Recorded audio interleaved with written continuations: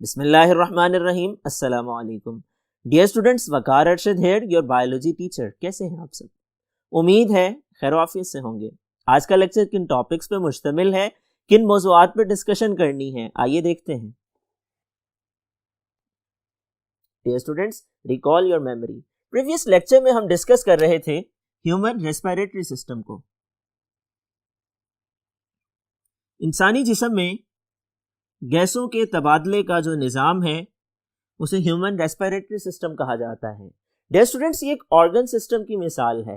ये मुश्तमिल होता है एयर पैसेज वे और लंग्स पर। Dear students, air passage way की बात की जाए, इसका आगाज एक्सटर्नल नॉस्ट्रल से होता है, आपके नाक से होता है। नाक के दो सुराखों को एक्सटर्नल नॉस्ट्रल्स कहा जाता है। उसके बाद नाक का ये हिस्सा ये नेजल कैविटी कहलाता है। डियर स्टूडेंट्स, नाक की नेजल कैविटी के अंदर एक हड्डी होती है, ये दो हिस्सों में इसको तकसीम कर देती है। इस नेजल कैविटी के अंदर हेयर और म्यूकस पाई जाती हैं, बाहर से आने वाली हवा को साफ करती है, डस्ट पार्टिकल्स को ट्रैप करती है। यहाँ से आगे इंटरनल नॉस्ट्रल्स होते हैं। इंटरनल नॉस्ट्रल्स के बाद आगे खुराक और सांस का रास्ता कॉमन होता है, उसको फेरेंक्स का नाम देते हैं। फिर खुराक की नाली अलग हो जाती है, सांस की नाली अलग हो जाती है, और अलग होने के बाद सांस की नाली का इब्तदाई हिस्सा लैरिंक्स कहलाता है। डियर स्टूडेंट्स, लैरिंक्स के फ्लोर को ग्लोटिस कहा जाता है। ग्लोटिस के ऊपर एक लेड लाइक स्ट्रक्चर एपिग्लोटिस कहलाता है। ये लेड लाइक स्ट्रक्चर फूड के पार्टिकल्स को खुराक की नाली में जाने की इजाजत तो देता है, सांस की नाली में जाने से रोकता है। इसके बाद लैरिंक्स के अंदर वोकल कॉर्ड्स पाए जाते हैं, वाइब्रेट करते हैं और इनकी वाइब्रेशन से साउंड प्रोड्यूस होती है। इसी वजह से लैरिंक्स को वॉइस बॉक्स कहा जाता है। लैरिंक्स के बाद ट्रैकिया आता है। ट्रैकिया 12 सेंटीमीटर लंबा होता है। ये सी शेप कार्टिलेज रखता है। ट्रैकिया जब चेस्ट कैविटी में एंटर होता है, ब्रोंकाई में तब्दील हो जाता है, दो नालियों में बदल जाता है। ये नालियां फर्दर डिवीजन के जरिए ब्रोंक्यूल बनाती हैं। ब्रोंक्यूल से एल्विलर डक्ट बनती हैं और एल्विलर डक्ट का इख्तिताम एल्विलाई पे होता है। एल्विलाई थैलियां हैं, सैक्स हैं, ये रेस्पिरेटरी सरफेस हैं कि जहां गैसों का तबादला होता है। डियर स्टूडेंट्स, आइए देखते हैं लंग्स की स्ट्रक्चर के बारे में। लंग्स की बात की जाए तो लंग्स आपकी थोरेसिक कैविटी में पाए जाते हैं। दो लंग्स होते हैं। लेफ्ट लंग थोड़ा सा छोटा होता है और 2 लोब्स पे मुश्तमिल होता है, जबकि राइट लंग बड़ा होता है और 3 लोब्स पे मुश्तमिल होता है। लंग्स के अंदर ब्लड वेसल्स भी पाई जाती हैं और दो तरह की ब्लड वेसल्स पाई जाती हैं, जिन्हें पल्मोनरी आर्टरी और पल्मोनरी वेन का नाम देते हैं। इनके जरिए खून फेफड़ों तक आता और जाता है। अगर हम इसकी स्ट्रक्चर की बात करें तो लंग्स की 2 लेयर्स होती हैं, आउटर मेम्ब्रेन्स होती हैं, जिन्हें हम प्लेउरल मेम्ब्रेन का नाम देते हैं। आउटर को आउटर प्लेउरल का नाम देते हैं, इनर को इनर प्लेउरल का नाम देते हैं। दोनों के दरमियान एक फ्लूइड होता है जो लचक मुहैया करता है, फ्लेक्सिबिलिटी प्रोवाइड करता है। लंग स्पॉन्जी ऑर्गन है, फ्लेक्सिबल होता है, लचकदार होता है, ताकि इसको कोलैप्स होने से बचाया जा सके। इसके अंदर लचक रखी गई है। आइए फर्दर डिटेल्स को देखते हैं। Dear students, mechanism of breathing. सांस लेने का अमल मैकेनिज्म ऑफ ब्रीथिंग कहलाता है। इसके 2 मराहिल हैं। Number 1 inspiration, number 2 expiration.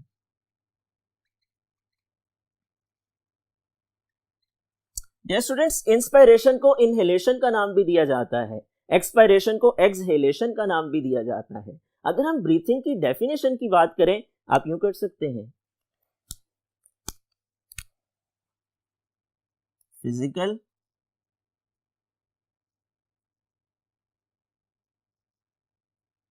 Movements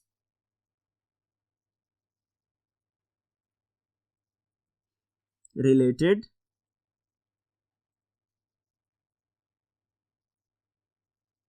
to gaseous exchange।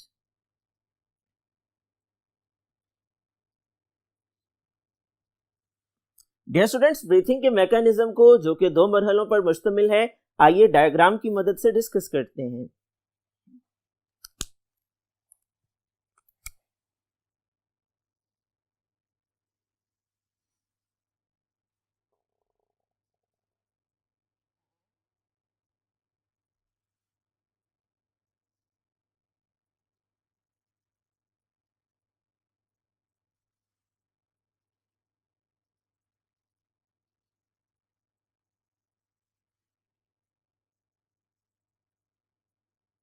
आप इसकी डायग्राम यूं ड्रॉ कर सकते हैं। दरमियान में ये ट्रैकिया है,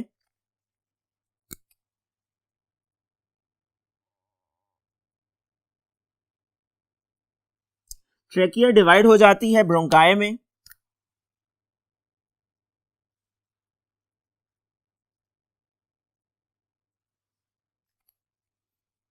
ट्रैकिया के अंदर सी शेप कार्टिलेज पाए जाते हैं। इसी तरह ब्रोंकाई की फर्दर डिवीजन्स होती हैं जिन्हें हम ब्रोंक्यूल कहते हैं।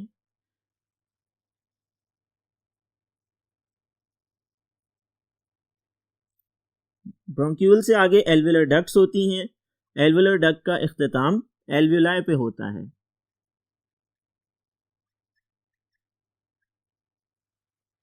डियर स्टूडेंट्स, यहां पर यह बात भी समझ लीजिए, लंग्स की 2 लेयर्स होती हैं। अभी हमने डिस्कस किया, एक आउटर लेयर है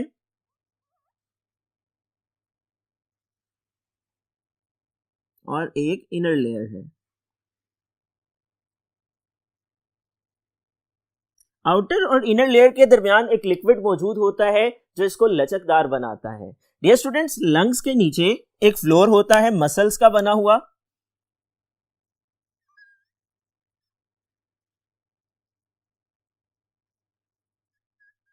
इस फ्लोर को डायफ्राम का नाम दिया जाता है।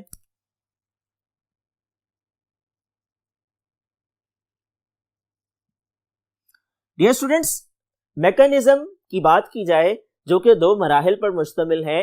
इंस्पायरेशन या इनहेलेशन के दौरान आपकी रिब्स के मसल कॉन्ट्रैक्ट करते हैं और आपकी रिब्स रेज हो जाती हैं, ऊपर की तरफ उठ जाती हैं, जबकि ये डायफ्राम नीचे की तरफ आ जाता है।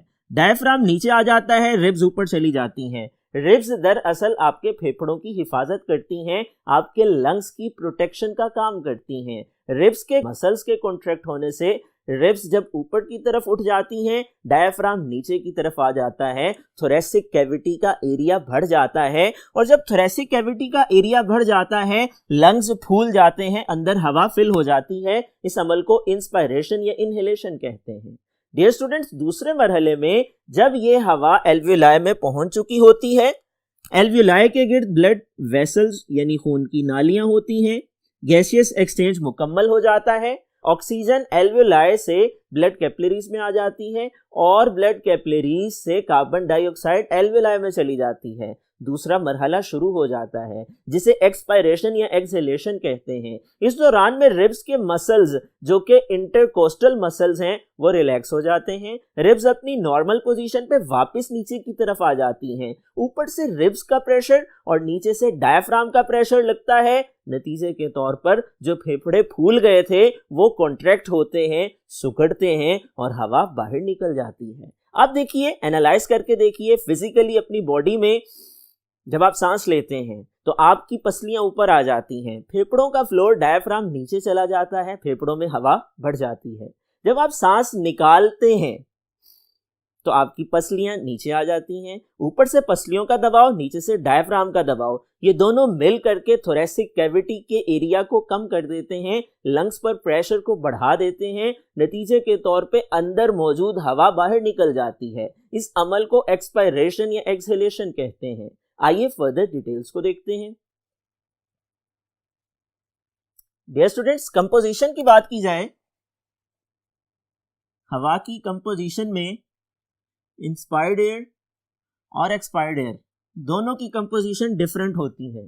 जब हम सांस लेते हैं, अंदर जाने वाली हवा इंस्पायर्ड एयर कहलाती है, जब हम सांस के जरिए हवा को बाहर निकालते हैं, बाहर निकलने वाली हवा एक्सपायर्ड एयर कहलाती है। इसके अंदर मुख्तलिफ गैसेस मौजूद होती हैं, वाटर वेपर्स और डस्ट पार्टिकल्स मौजूद होते हैं। वो कितनी मिकदार में होते हैं, आइए देखते हैं। ऑक्सीजन की बात की जाए, इंस्पायर्ड एयर में अंदर आने वाली हवा में ऑक्सीजन 21% होती है, बाहर निकलने वाली हवा में ऑक्सीजन 16% होती है। कार्बन डाइऑक्साइड की बात की जाए, अंदर आने वाली हवा में कार्बन डाइऑक्साइड मौजूद होती है 0.04% और बाहर निकलने वाली हवा में कार्बन डाइऑक्साइड मौजूद होती है 4%। नाइट्रोजन की बात की जाए, जितनी नाइट्रोजन एटमॉस्फेयर में है सांस के रास्ते अंदर जाती है और उतनी ही बाहर निकल आती है 79%। वाटर वेपर्स की बात की जाए, वेरिएबल होते हैं डिपेंडिंग अपॉन एटमॉस्फेयर, लेकिन बाहर निकलने वाली हवा में वाटर वेपर सैचुरेटेड होते हैं, एक्सपायर्ड एयर सैचुरेटेड होती है। डस्ट पार्टिकल्स की बात की जाए, अंदर आने वाली हवा यानी इंस्पायर्ड एयर में इनकी अमाउंट वेरिएबल हो सकती है, जबकि बाहर निकलने वाली हवा में डस्ट पार्टिकल बिल्कुल नहीं होते, क्योंकि वो ट्रैप हो जाते हैं आपकी नेजल कैविटी में मौजूद हेयर्स की मदद से, म्यूकस की मदद से।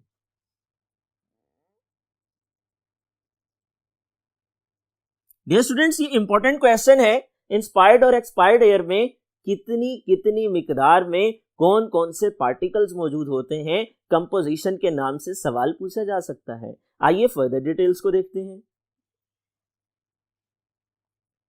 डियर स्टूडेंट्स, ब्रीथिंग रेट, सांस लेने का अमल, हमारी सांस की रफ्तार कितनी है। नॉर्मल ब्रीथिंग रेट की बात की जाए 16 से 20 दफा आप लोग 1 मिनट में सांस लेते हैं।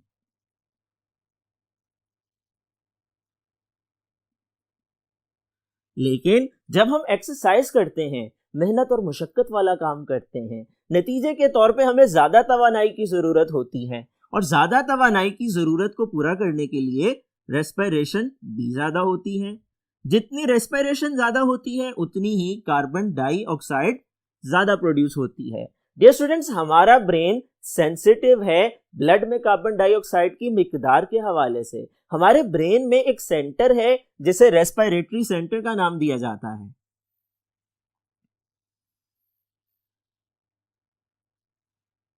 जैसे ही आपके ब्लड में कार्बन डाइऑक्साइड ज्यादा होती है, रेस्पिरेटरी सेंटर एक्टिव होता है। ये रिब्स के इंटरकोस्टल मसल्स को स्टिमुलेट करता है, डायफ्राम को स्टिमुलेट करता है। नतीजे के तौर पे सांस लेने की रफ्तार बढ़ जाती है ताकि ज्यादा से ज्यादा ऑक्सीजन आए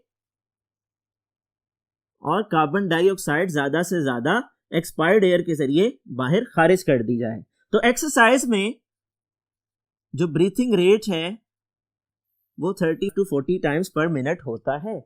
डियर स्टूडेंट्स, ये इंपॉर्टेंट इंफॉर्मेशन है, आपने इनको याद रखना है। आज हमने डिस्कस किया लंग्स के बारे में। आपसे पूछा जा सकता है प्लेउरल मेम्ब्रेन से क्या मुराद है, आपसे पूछा जा सकता है लंग्स की डेफिनेशन बताइए, आपसे पूछा जा सकता है ब्रीथिंग की डेफिनेशन बताइए, आपसे पूछा जा सकता है इंस्पिरेशन से क्या मुराद है, इनहेलेशन किसे कहते हैं, एक्सपायरेशन से क्या मुराद है, एक्सहेलेशन किसे कहते हैं। आपसे पूछा जा सकता है कंपोजिशन ऑफ एयर के हवाले से, आपसे पूछा जा सकता है नॉर्मल ब्रीथिंग रेट के हवाले से, आपसे पूछा जा सकता है एक्सरसाइज के दौरान ब्रीथिंग रेट के हवाले से। लॉन्ग क्वेश्चन बन सकता है मैकेनिज्म ऑफ ब्रीथिंग पर। आपने हर हवाले से आज के लेक्चर को तैयार करना है। मुझे उम्मीद है आज का ये लेक्चर आप लोगों ने समझ लिया होगा, लेकिन समझने के बाद याद लाजमी कीजिएगा और याद करने के लिए नोट डाउन भी कीजिएगा। मुझे उम्मीद है आप टीचर की इंस्ट्रक्शंस को फॉलो करेंगे, इम्तिहानात में अच्छे नंबर हासिल करेंगे। डियर स्टूडेंट्स, अगले लेक्चर तक के लिए अपना ख्याल रखिएगा। अल्लाह हाफिज।